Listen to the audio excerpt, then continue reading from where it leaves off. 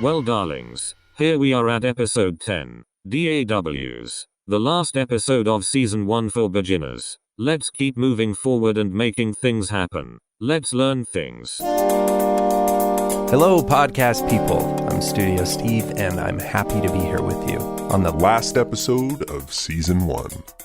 This means that after this episode, you'll be ready to finalize that shopping list and set up your podcast studio and get to creating your show. This episode will be short and sweet, and we're going to discuss DAWs. DAW stands for Digital Audio Workstation. This is the software, the computer program, or the app you'll use to record, edit, mix, and export the digital audio of your podcast. If you remember from the interface episode, we talked about how the interface converts the analog signal from the microphone into digital data.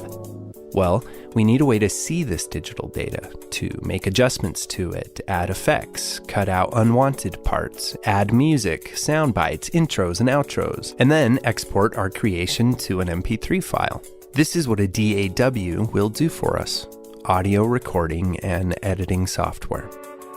Before computers and digital audio, in the days of records and magnetic tape, to record and edit audio, you had to plug your microphone into an analog mixer, route the signal of the microphone through a channel strip on that mixer, insert all sorts of fancy pieces of analog outboard equipment into the channel, and then finally send the stereo signal to a tape machine to get recorded. If there were any major cuts you wanted to make, you would either have to re-record or punch in and out on the recording, or even physically cut the magnetic tape and splice it back together.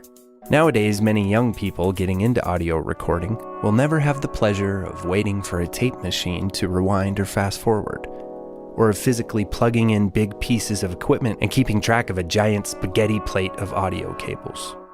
Nowadays, our DAWs do all this for us, and although they simplify the process, they are designed and organized with a similar layout and workflow from the days of analog. This is more than likely to help the old-timers be more familiar with the workings of the software, but also because the science of routing, adding effects, manipulating, and mixing the audio was already so great.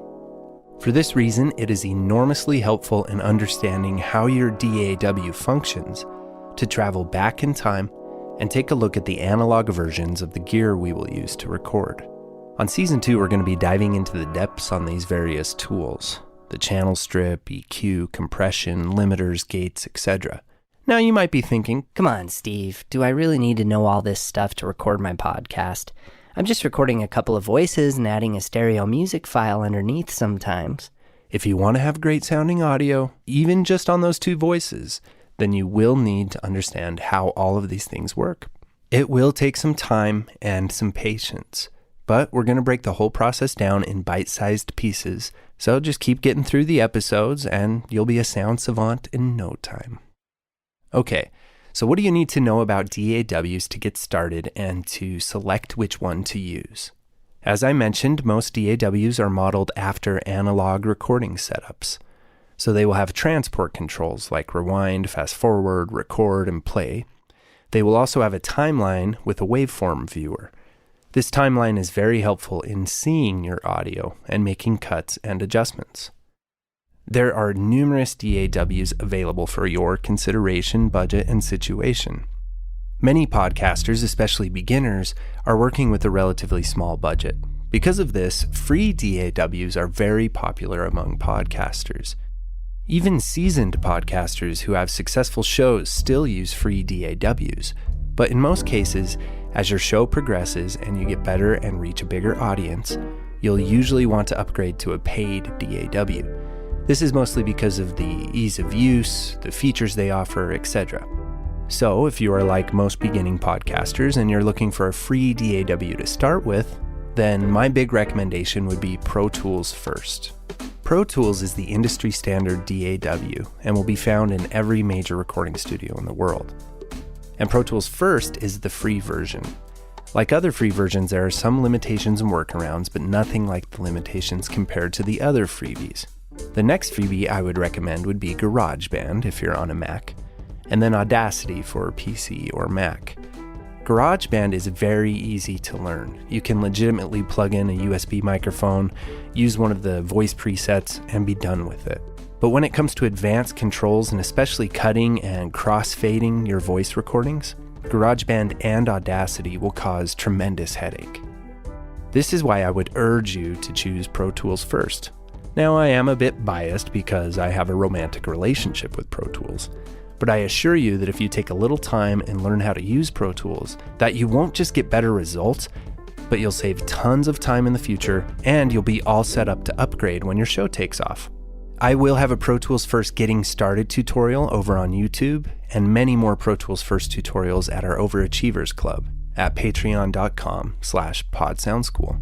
And then there are, of course, the options that cost money. Adobe Audition is a great option and is available as a subscription of $50 a month if you commit to a year.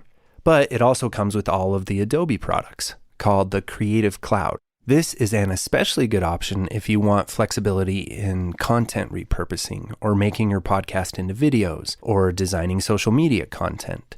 If you are starting the podcast with a friend, one of you can learn about Adobe Audition and one of you can learn about Photoshop, Premiere, or After Effects. Always great intellectual assets to add to your creativity.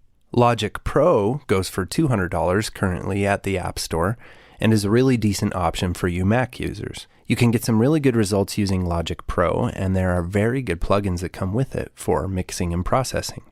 Cubase and Nuendo, both by Steinberg, are wonderful DAWs used by professionals and worth looking into. Like every other choice you're making, take a few Googles about it before settling on anything and find the right fit for your situation.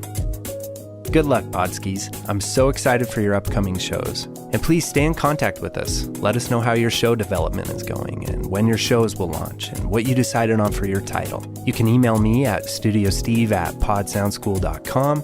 You can check out our blog, podsoundschool.com/blog.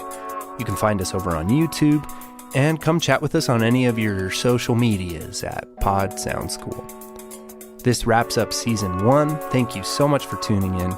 On Season 2, we're going to be unboxing, setting up, making sweet recordings, fine-tuning, mixing, compressing, EQing, and more. See you then.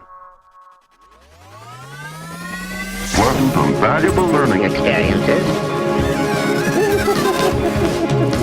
Interest in work for which learners see a purpose. Provides its own